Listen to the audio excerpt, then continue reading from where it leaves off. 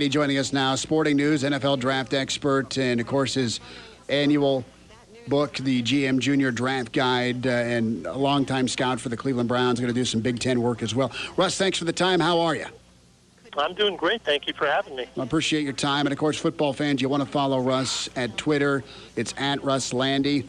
Follow him on Twitter and get the latest and greatest news with your pigskin obsession in the NFL. Russ, you're doing some work with the Big Ten, and want to start there before we get into some NFL news and notes. And a conference that you're familiar with, you're very familiar with some of the talent that they've put into the NFL.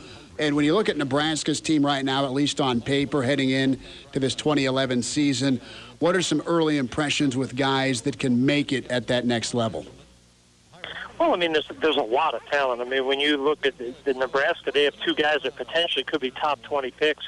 When you look at the Jared Crick, I mean, obviously the corner's got to get healthy. He has a pulled muscle that just happened this past week. Mm-hmm. But if he's healthy, I mean, when I watched film, I actually thought he was a better player than Prince Amukamara a season ago. And I think Jared Crick is a guy that's an outstanding football player. I think for a team that plays a 3-4, he could be that guy that gets into that 10 to 15 mold in the first round, like a J.J. Watt. So I think they have those two guys. And those guys really have a chance to possibly challenge to be the best at their position. So I think they have a chance to have a great draft class. Thanks, Russ. I think that's great insight. I'm just curious where you'd see a guy like Levante David. How does he project out as a pro? You know, he's a real interesting kid because when you watch him on film, he looks even smaller than his lack of size would indicate when you just see it in the media guide at like 6 foot 220. He looks tiny, but when you watch him play, he's an instinctive kid. He's explosive to the ball. He has a natural ability to move through traffic easily. He can be a very good tackler when he stays under control, does a good job in coverage. I think he has the tools physically to be a starter. The question is going to be where does he fit? And I think he has two spots he could fit in. I think it's going to be either as a will, where he's protected and not so much having to deal with blockers so much in a 4-3 defensive scheme, or as a Mike in a 4-3 scheme where you're asking him to do a lot of deep coverage stuff and you're not asking him to be that Iron Man taking on lead blockers in the hole. But I think he's got a lot of potential. I think he's probably going to be a 4th-round pick in that area, but I like him a lot. I think he's an outstanding football player who makes a lot more plays than a lot of other more highly regarded inside linebackers. Russ Landy with us here talking some Big Ten football, also in the NFL. Russ, great work with Sporting News and NFL draft expert, and spent a lot of time scouting for the Cleveland Browns. When you look at the Big Ten season this year, Russ, and I know you're excited to do work with the network, a lot of folks are kind of paring it down to just Nebraska and Wisconsin. There you go. I've got a lot of respect for Michigan State and some of the talent level they have. You can't ever cross out Ohio State. Interested to see what Michigan can do. But your overall impression of Nebraska, are they being too hyped, or are they about where they should be when it comes to the national respect they're receiving? I think they're about where they should be. I think the only thing that people are, discrediting in the conference are Michigan State. I think when you look at the Big Ten, it's really going to be a 3-team race. I mean, I think you look Nebraska, Wisconsin, and I think Michigan State's not getting enough credit because they have a veteran quarterback who's been highly productive, some very good receivers, and they're just a good, well-coached football team. So I think all three of those teams, Nebraska, Wisconsin, Michigan State, are going to be right there, right up until the end to win the conference. Russ Landy joining us here, Huskers Illustrated Radio. Russ, when you look at the Big Ten, I guess, stigma, it's been slow, plodding conference, and the numbers kind of dispute that when you look at the number of kids that have gone into the NFL the last few years from Michigan, from Ohio State. Nebraska's had a lot of success in the NFL, and now you look at some of the guys that are in the NFL from Nebraska's squad last year. Washington seems to love Nebraska, the Skins. I want to start there. What are you hearing about Roy Halou, and what are some projections you can make about him this season? You know, I think they like him from everything I've heard. I don't think he's going to be their primary ball carrier. I really think they want that to be Tim Hightower. But the good thing for Halou is he's going to a situation where historically Shanahan has rotated his backs. He's never been a guy who's married to one guy, except when he had, obviously, Terrell Davis, who's just that rare specimen. So Halou's going to get his opportunities, and if he all of a sudden lights it up in one game, he could be the guy they ride for the rest of the season. So he's in a good situation. He's not their starter now, but I think he's going to get enough touches to at least show what type of talent he has as the season goes on. Conversely, a couple of other Husker teammates at Washington. Niles Paul, kind of a maligned player here by Nebraska fans, but has amazing talent. What's your take on Niles and his future in the NFL? Well, I think the big thing for Niles is he's going to have to prove that he has the tools to run good routes, because that was one of the big things that NFL people had concerns about when they saw him at the All-Star games. Is he looked a little bit stiff. I think he's in a battle for a roster spot. I mean, the reality is there's him, then there's Brandon Banks, are really the two guys competing not only to be one of the last receivers, but also to do returning. So they're just going to have to figure out, is he going to make the active roster, be their return guy, or is he going to be a practice squad receiver? I think he's going to be in Washington, but whether he makes the active roster or practice squad, that's probably going to come down to the last 2 weeks of training camp. Dejon Gomes, just a gorgeous hybrid for Nebraska and what Coach Pelini wanted to do. Selected pretty high, and he's a fabulous athlete. He's kind of a turnover forcer. Is he a guy that can make it in a secondary because he's too small to be linebacker? I think he can make it. I think he's probably going to always be that guy that's your third safety, your sort of guy that isn't your starter, but he can fill in and finish a game for you. He's going to be a very good special teams guy at the NFL level. He has a chance to have a good long career as sort of that number 3 safety, very good special teams guy who fills in when needed at safety. Eric Hegg, he is in Cleveland, and Eric had some issues with vertical routes. You won't find much of a better player at that hybrid spot, or a guy that's so quick laterally on the underneath routes. Is he just straight up a long shot to make a squad?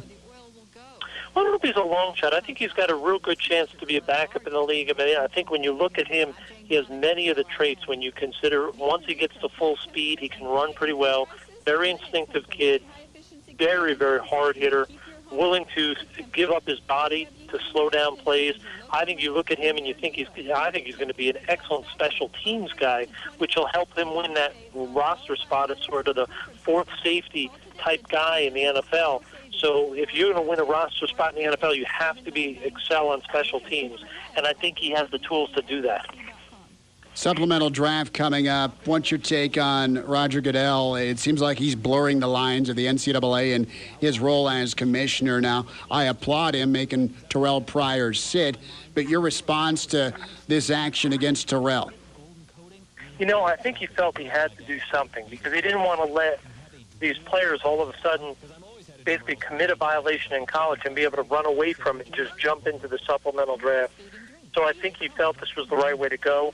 I think in the end, it's something that you have to be overly, I don't know if the word's cautious or whatever the exact word would be, because they're going to appeal this, and I wouldn't be shocked if they end up making the suspension less. And I think what's going to happen is you're going to see the NFLPA and the NFL, even though they just came up with a new CBA, I wouldn't be shocked if they negotiate something involving a situation like this and insert it into the CBA. Being around, I don't think they like it being an unknown like it is. Being around as many front offices as you have been, and the great work you do with Sporting News as your draft expertise is called upon year after year. What's the general? You were a scout. I mean, you look at this Miami situation, and you have guys that are phenomenal athletes, but sometimes don't make the best choices. Does that drive you crazy when it comes down to grading a player? Oh, there's no question. I mean, you're not as much worried about do they make dumb decisions in terms of affiliations with an agent, things like that. The bigger concern is do they make dumb decisions in terms of going out and getting in trouble, going out and committing crimes, going out and driving drunk. Those are the things that really jump out and really scare you, because a lot of the players in college have some affiliation with an agent, or at least talking to them early in their career. So you can't get on a kid that badly for that. It's more about just judging if the kid is a mature kid. Does he have the smarts? He may not always make the best decision, but is he smart enough that as he gains experience and life experience, he's going to be able to make the right decision? So I don't think it's as frightening or scary as people make it out to be. The NFL teams are not overly concerned with a player's affiliations with an agent. Okay, that's interesting to know because of, it frightens fan bases and athletic directors, and there's just that right or wrong assumption, well, if he made a choice this way, he might be a risk that way from a character standpoint. But bottom line is, can the guy ball for 4 quarters in the NFL? Russ Landy with us here, Huskers Illustrated Radio, talking some NFL, also some college football. Where do you think Terrell falls? And can he be a success on a squad, not necessarily at quarterback? Well, I think he's going to probably be, I would guess, a 4th to a 5th round pick. In his first few years, I doubt he'll be able to contribute much as a quarterback, but I think he'll be tried there because the reality is it's so hard to find quarterbacks that anytime you have a kid who's played the position, who has rare physical talent, even if he's not a good quarterback, you're going to give him time to develop. And, I mean, he's a tall kid. He has a strong arm. He has rare physical tools. So I think he's going to get the opportunity as a quarterback. But in the long term, 4 years from now, I think he's going to be a receiver in the NFL because I don't think he will be able to improve his accuracy enough to where he can be a productive quarterback at the NFL level. Want to head up to Detroit and talk Ndamukong Suh. And Suh got fined again. Now he's got $68 million in the bank, so what? But what's his reputation around the league? Has it been soiled even a little bit based on some of the hits he's put on quarterbacks? No, I don't think most people around the league don't view him so much as a dirty player. What they view him as is a guy who never, ever stops competing, and that at times leads to him hitting guys right at the whistle, hitting guys and sort of finishing the tackle by slamming the guy down. It's something that you don't see many defensive tackles who play with that sort of to-the-whistle passion, and I think it's sort of being misconstrued as dirty, whereas it's really just he's just sort of a violent football player who happens to compete hard and finish every single play. And, Russ, finally, there's some Denver fans. Feel sorry for them. We got to ask the Tebow question. He's second team, and how much progress has he made in his short time in the NFL? I mean, I know he's not the starter this year, but is there any hope he'll turn it around? I mean, there's always hope, but I think he really was hurt by the fact that there was a lockout. He didn't get to work with the coaches all offseason because that's where a backup quarterback gets his chance to really work on his fundamentals, go through practice day in and day out, even though it's called offseason the team activities. It may not be practice per se, but it's a great opportunity to get repetition, improve his fundamentals, improve the quickness of his release, work on the accuracy. It's probably a situation where he has barely gotten a chance to improve since last year. He needs another offseason working with the coaches, going through these practices to try to change to become an NFL quarterback. Because right now, in my opinion, he is not a guy who you can put in the pocket and win with because he's not a good enough passer. Is he well respected in the locker room? I think he's respected because he's a tremendously hard worker. No one in that building is going to say that he's failing or not succeeding due to a lack of effort or a lack of intensity. It's just more than anything, he has not been able to show them that he has everything it takes to be a top quarterback. But I think they're impressed by his work ethic and his willingness to do whatever it takes to improve. Russ Landy, Sporting News, NFL draft expert, and GMJuniors.com, also part with the Big Ten Network this fall, covering the Big Ten. And Russ, awesome stuff as always. Thanks for your time. We'll do it again. Andy joining us now.